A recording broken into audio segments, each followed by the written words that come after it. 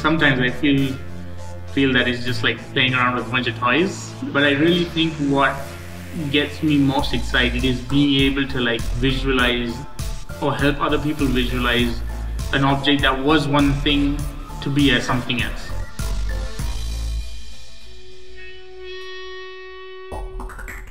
We are at the MotorTrend studio at the MotorTrend headquarters. We are photographing a 3D printed Apple car in a set that is made from mostly Apple products from over the years. It's fun. It's fun for sure, and it's quite challenging too. And the challenge is actually the most fun part of it, to be honest. Since I shoot cars every day pretty much, to be able to create a set where I'm shooting a model car in a supposedly perfect world, that's a fun chase to go after.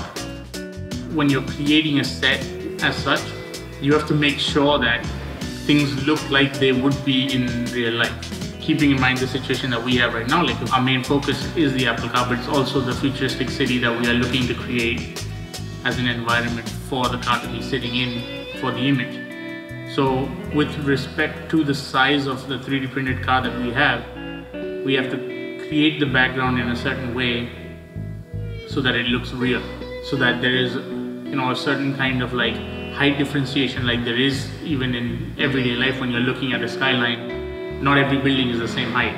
So to try and create that height differentiation and then also the depth in the image so that it looks like a real busy city. But we have one hiccup, which is that the wheels on 3D model don't spin.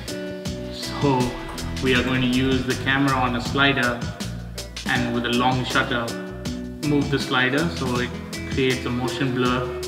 The final images that you guys are going to see is not going to be just one exposure, one shot.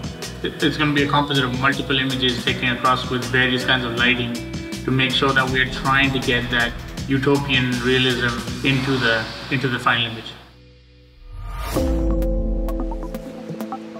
The idea is that the future is in our hands. We are the ones who are going to be responsible for it. New battery tech, sustainable energy, you know, like where is the power coming from? Is it coming from nuclear, coal, or is it, you know, going to be solar or wind? So all this these are the kind of topics that it's not specific to automotive. It's not only going to be talking about cars, but like if the whole world is moving towards electrification, then there's no line between tech and automotive, right? Your laptop is also using the same battery that your car is using.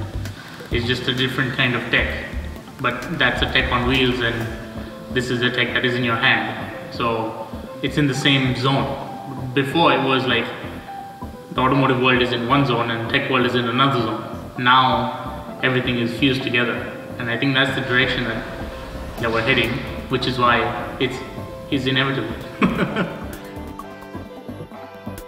As life goes ahead, like you end up seeing things for what they are, but I guess photography allows you to see things from a different perspective. So I think if there's anything that I want my viewers to like take away from this is that just see the world from a whole different perspective every time.